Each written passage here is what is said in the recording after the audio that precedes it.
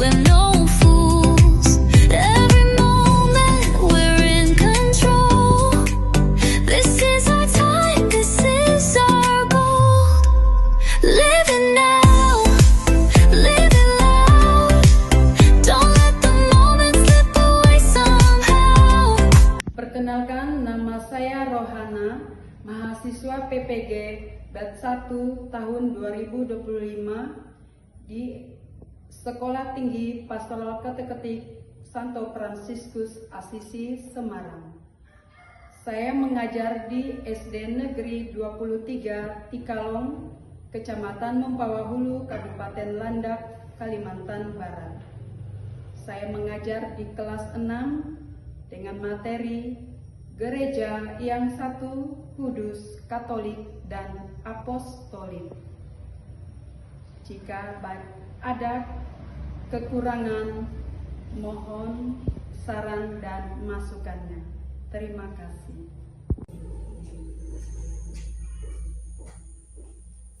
Selamat pagi anak-anak. Pagi. Semangat luar biasa. Iya, terima kasih. Pada pagi hari ini kita akan belajar dengan topik Gereja yang Satu, Kudus, Katolik, dan Apostolik. Sebelum kita melanjutkan proses belajar kita, mari kita bangkit berdiri, kita awali dengan doa pembukaan. Mari kita membuat tanda kemenangan Kristus dalam nama Bapa dan Putra dan Roh Kudus. Amin. Allah Bapa yang boleh kami sapa dan kami sembah, pada pagi hari ini kami masih Engkau perkenankan untuk belajar mengajar. Kami mohon curahkanlah rahmat dan berkat-Mu atas kami, agar kami dimampukan memahami dan menerapkannya dalam kehidupan kami sehari-hari. Demi Kristus Tuhan dan Juru Selamat kami. Amin. Dalam nama Bapa dan Putra dan Roh Kudus. Amin. Baik anak-anak, ya silakan dulu. Pada pertemuan kita kali ini kita akan belajar mengenai Gereja yang Satu, Kudus, Katolik, dan Apostolik. Baik, sekarang Ibu mau tanya, apa yang dimaksud dengan gereja? Gereja adalah tempat ibadah umat yang percaya kepada Yesus. Mantap. Gereja adalah tempat ibadah orang yang percaya kepada Kristus. Ya, gereja adalah kumpulan orang-orang yang percaya kepada Yesus. Jadi, tujuan pembelajaran kita pada hari ini adalah peserta didik mampu memahami ciri dan sifat gereja yang satu, kudus, katolik, dan apostolik, dan mewujudkan semuanya ini dalam hidupnya sehari-hari sebagai orang beriman Kristiani. Baik, kita memasuki kegiatan kita selanjutnya. Coba anak-anak baca cerita tentang Santo Tarsisius yang ada di dalam buku siswa. Baik, setelah membacanya, mari kalian kita diskusikan bersama mengenai Santo Tarsisius yang dalam materi ini akan kita diskusikan bersama. Setelah kalian membaca cerita tentang Santo Tarsisius, apa kegiatan yang Santo Tarsisius lakukan? Ada beberapa pertanyaannya. Sudah selesai? Coba diskusi singkatnya sampai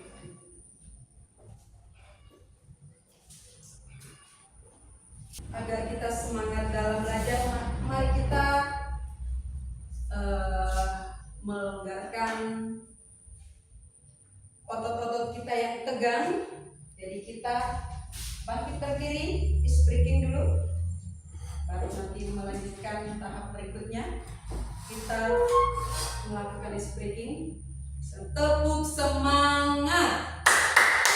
Semangat. Semangat. Diulang lagi. Coba tepuk semangat.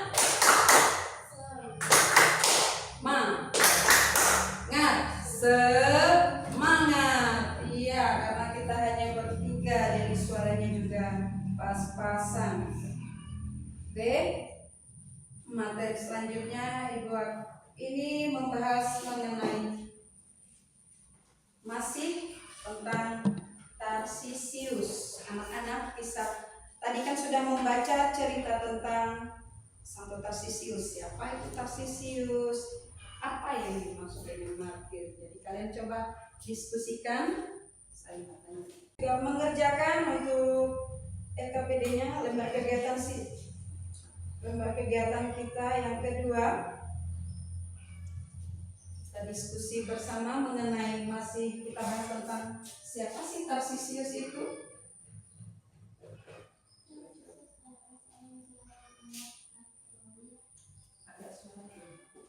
Tarsisius adalah seorang akolit atau pelayan altar. Iya.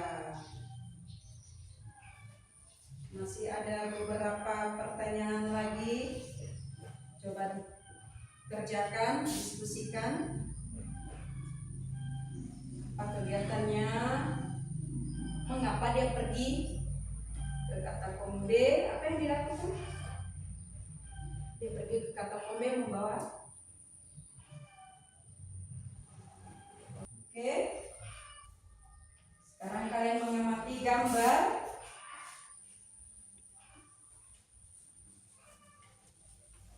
Mengamati gambar bagaimana orang sedang melakukan doa.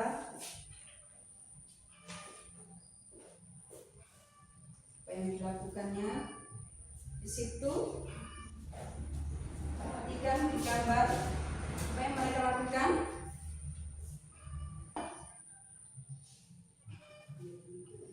Mereka berkumpul, berdoa, apa lagi?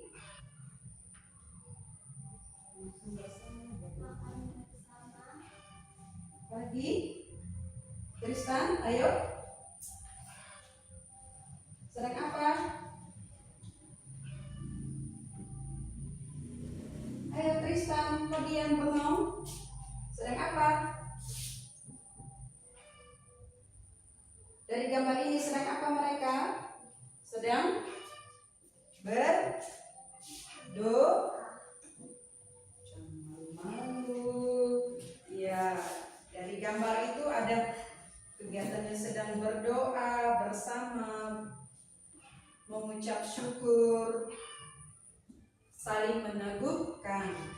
Dari kegiatan gambar itu, anak-anak ada melihat bagaimana orang zaman dahulu berdoa, berkumpul bersama, ya kan, sambil memuji Tuhan dengan kegembiraannya. Mereka bersatu hati, mereka saling meneguhkan, saling menguatkan. Karena pada zaman dahulu orang-orang Kristen yang percaya kepada Yesus masih sangat ketakutan. Jadi mereka berdoa di tempat tersembunyi, seperti di tempat kuburan kosong, ya, di katakombe itu mereka itu sembunyi-sembunyi, takut kalau ketahuan maka mereka akan disiksa. Oke, sekarang untuk anak-anak kerjakan agar lebih memahami materi kita. Jawab dengan baik ya, perhatikan pertanyaannya, jawablah pertanyaannya dengan tepat. Jadi dibaca. Sudah selesai? Boleh dikumpulkan.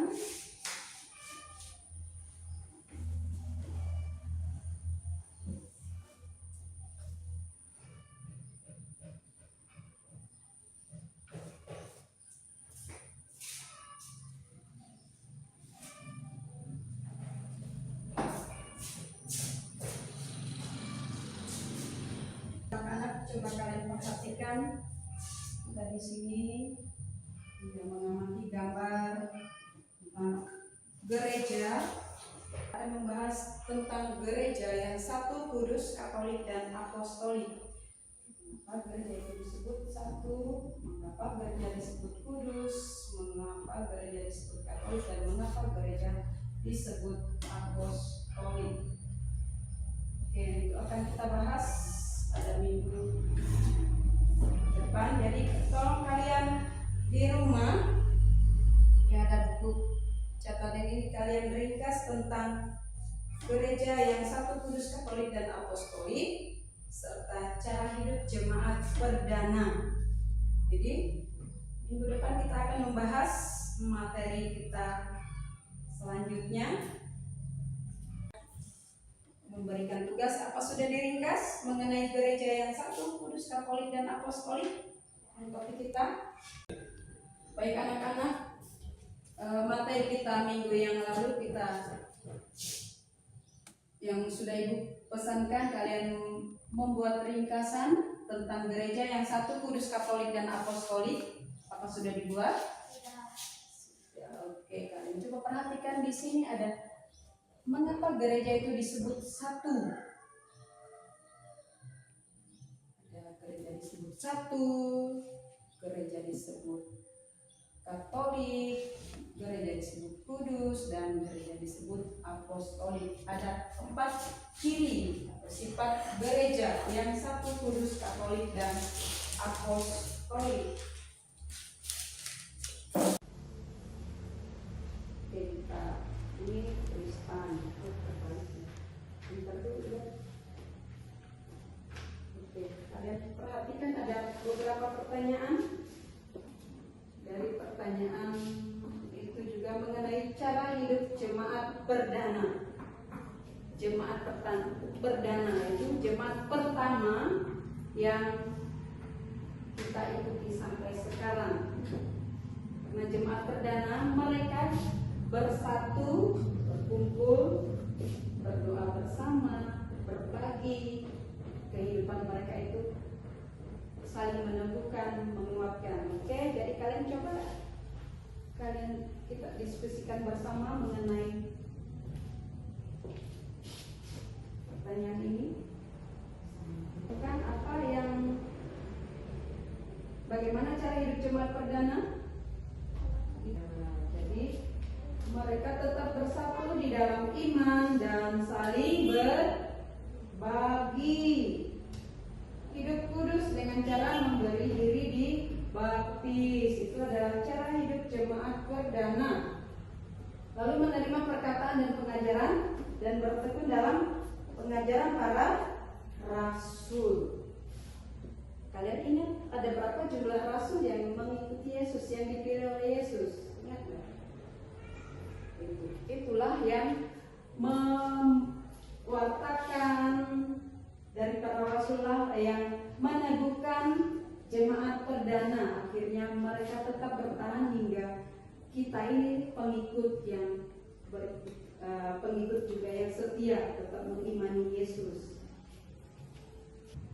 Jadi Santo Paulus juga tadi mengilustrasikan tentang gereja seperti banyak anggota dengan aneka peran, tetapi dijiwai oleh roh yang sama.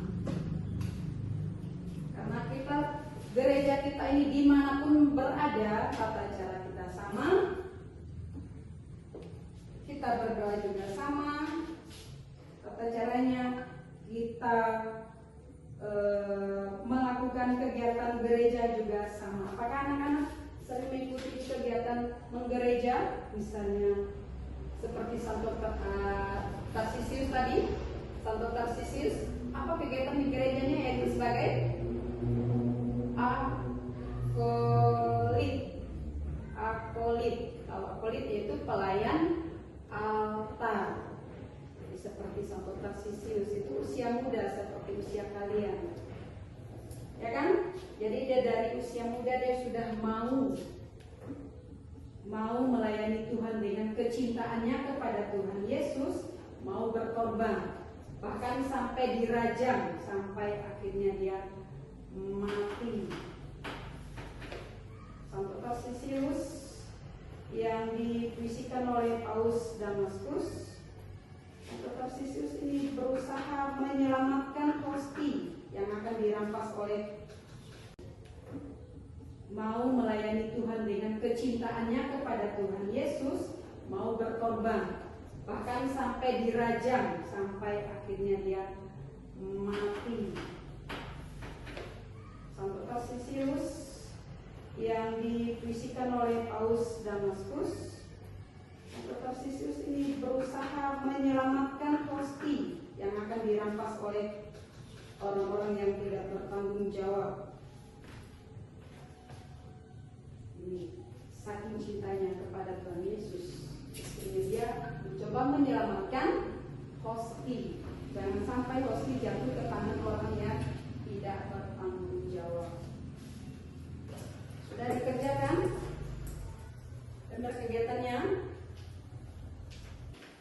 Oke, kita lanjut dengan ice breaking. Kita bangkit berdiri dulu, kita ini melihat konsentrasi, karena ada teman kita ini yang kayaknya tidak semangat. Ayo bangkit Tristan.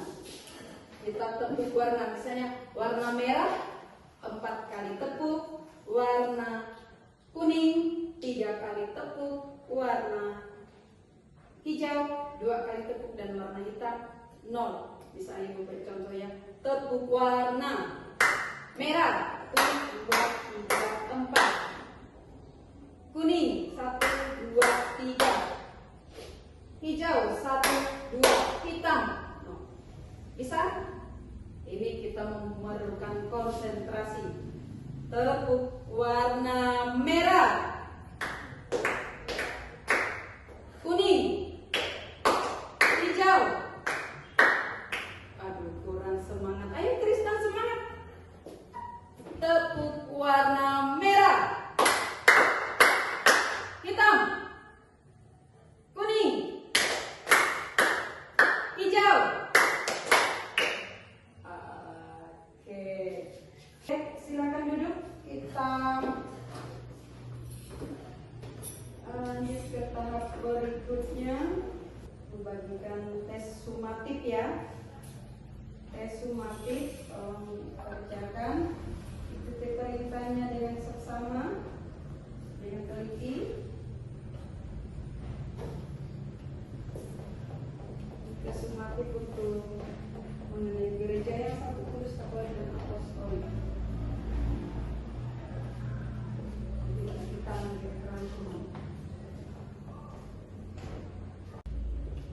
Baik anak-anak, mari kita rangkum semua dari materi kita dari awal tentang Tarsisius. Tarsisius adalah seorang pelayan altar, atau biasa disebut juga dengan akolit, atau sekarang biasanya disebut dengan misdinar.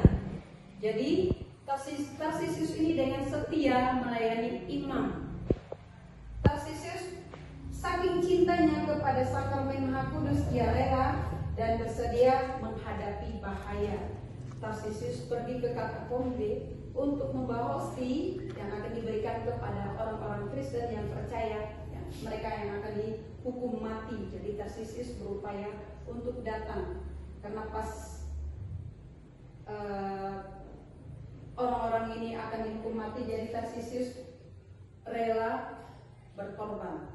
Tapi akhirnya Tarsisius belum sampai, Tarsisius dihadang oleh teman-temannya sendiri. Tarsisius dirajam pakai batu. Tapi Tarsisius saking cintanya kepada sakramen Maha Kudus, dilindungi jangan sampai jatuh ke tangan orang-orang salah. Akhirnya Tarsisius wafat di tempat.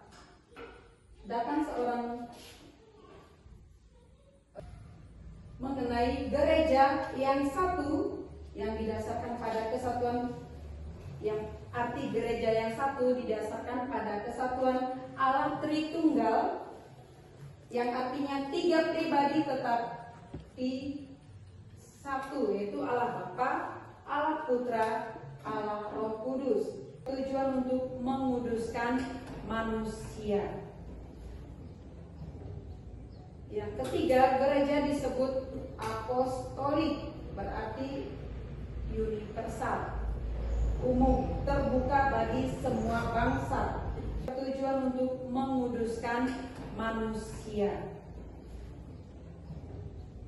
Yang ketiga, gereja disebut apostolik, berarti universal, umum, terbuka bagi semua bangsa dan bahasa. Gereja disebut berciri Katolik, artinya terbuka dan menghormati semua kebudayaan, semua bangsa, semua bahasa. Jadi di seluruh dunia gereja Katolik itu bisa kita lihat dari tata cara perayaan sabda, perayaan ekaristi, semuanya sama. Jadi yang keempat itu ciri gereja yang apostolik. Jadi artinya keberadaan gereja tidak terlepas dari karya pewartaan serta pengajaran para rasul. Itu ada gereja berciri apostolik, artinya gereja berdiri atas dasar pengajaran para rasul dan para nabi. Roh Kudus yang hadir di dalam gereja, yang kedua, menjaga ajaran iman, warisan iman dan pedoman-pedoman hidup keberimanan para rasul. Yang ketiga, iman akan Kristus diajarkan, dikuduskan, dipelihara oleh rasul sambil menantikan kedatangan Kristus di akhir zaman. Kita sudah ada pemimpin gereja yang baru, yaitu Paus Leo yang keempat. Baik anak-anak, dari materi kita gereja yang satu, kudus, katolik dan apostolik, dan bagaimana hidup keberimanan kita mengikuti contoh dan teladan cara jemaat perdana mengimani Yesus. Apakah ada yang mau ditanyakan? Ada? Tristan, ada yang mau bertanya? Gita, ada masih kurang jelas atau sudah jelas? Sudah jelas. Oke, Ibu. Oke, sekarang kita lanjut untuk mengisi tes formatif. Tes formatif. Ibu mau lihat kemampuan kalian sampai di mana kalian mengerjakan ini ya. Oke. Selamat bekerja. Perhatikan tata cara untuk menjawab. Iya. Baik anak-anak, kita lanjutkan materi kita mengenai gereja yang satu, kudus, katolik dan apostolik. Berarti ada berapa sifat ciri gerejanya? Ada 4. Coba Tristan sebutkan gereja yang gereja yang satu. Kita ya. Gereja yang satu, kudus, katolik dan apostolik. Oke, kalian sekarang amati di sini ada apa sih yang disebut dengan gereja yang satu, kudus, katolik dan apostolik? Atau coba kalian berdiri dari gereja yang satu, kudus, katolik dan apostolik. Ini dari Santo Paulus mengibaratkan gereja itu ibarat anggota tubuh yang memiliki banyak peran. Coba kalian memiliki apa dari anggota tubuh? Ada mata, apalagi hidung, apalagi mulut, telinga, tangan, kaki, apalagi yang lainnya, rambut, hidung. Jadi anggota tubuh kita itu banyak. Apakah mata kalian bisa berdiri sendiri? Tidak. Kakinya bisa berdiri, bisa melakukan apa yang dilakukan oleh tangan, bisa enggak? Tidak. Tangannya bisa enggak seperti kaki? Tidak. Jadi semua anggota tubuh saling apa? Bekerja sama. Jadi semua anggota tubuh saling membutuhkan. Misalnya kamu mau ngambil sesuatu, apakah tangannya langsung memanjangkan diri atau dibantu oleh apa biar bisa sampai? Dibantu oleh kaki. Kita berjalan mengambil. Dibantu oleh mata kita melihat. Kalau misalnya kita mengambil sesuatu, matanya tidak melihat, jadi kita meraba-raba. Ya, oke. Itulah yang disebut gereja seperti diilustrasikan oleh Santo Paulus. Gereja itu ibaratnya banyak anggota tetapi satu tubuh. Kenapa? Anggota ini semuanya saling berhubungan, saling membantu, saling menolong. Dari anggota ini punya peran masing-masing. Mata, perannya apa? Untuk melihat. Telinga, mulut, berbicara. Apalagi? Berdoa untuk kita makan. Telinga untuk mendengar sesuatu yang baik. Oke. Kaki kita gunanya untuk berjalan, melompat. Begitu pula gereja kita. Makanya tadi dari materi topik kita, gereja itu satu, kudus, katolik, dan apostolik. Jadi kesatuan gereja yang satu. Satu itu karena dari Tritunggal Maha Kudus, Allah Bapa, Allah Putra, Allah Roh Kudus. Ya, dari materi. Oke, silakan duduk. Oke, kita bahas tentang gereja yang satu, kudus, katolik. Sekarang Ibu minta anak-anak untuk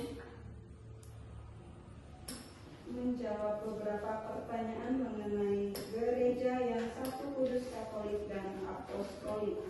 Sudah siapkan? Oke, kita lanjut untuk tes tertulis. Ini bentuk refleksi dari pertemuan kita yang kedua, sifat gereja yang satu, kudus, katolik, dan apostolik.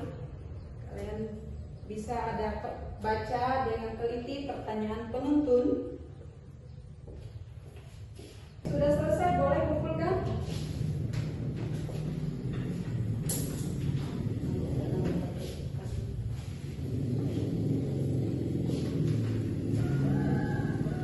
Terima kasih. Oke, baik anak-anak, selesai kegiatan kita pada hari ini. Kita menyanyikan lagu Gereja Bagai Bahtera. Anak-anak masih ingat? 1, 2, 3. Gereja bagai bahtera di laut yang seram. Tolonglah. Oke, tepuk tangan. Mantap. Bagaimana kalian menyanyikan lagu itu? Ada rasa bagaimana? Ada rasa terharu. Siapa yang menolong? Tuhan. Dalam keluh kesah kita, dalam kesusahan kita, Tuhan adalah penolong kita. Jadi mari kita bangkit berdiri, kita tutup kegiatan belajar mengajar kita. Mari kita membuat tanda kemenangan Kristus dalam nama Bapa dan Putra dan Roh Kudus. Amin. Puji syukur kami aturkan kehadirat-Mu Bapa, karena atas penyertaan-Mu, atas campur tangan-Mu, kami dapat menyelesaikan proses belajar mengajar kami pada hari ini.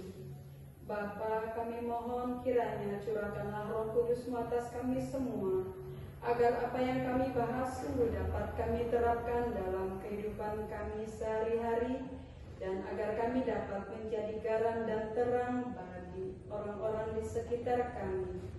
Bapa, sebentar lagi kami akan pulang. Bimbing dan berkati kami agar kami boleh tiba di tempat tujuan kami dalam keadaan sehat dan selamat. Demi Kristus Tuhan dan Juru Selamat kami. Amin. Dalam nama Bapa dan Putra dan Roh Kudus. Amin. Selamat siang.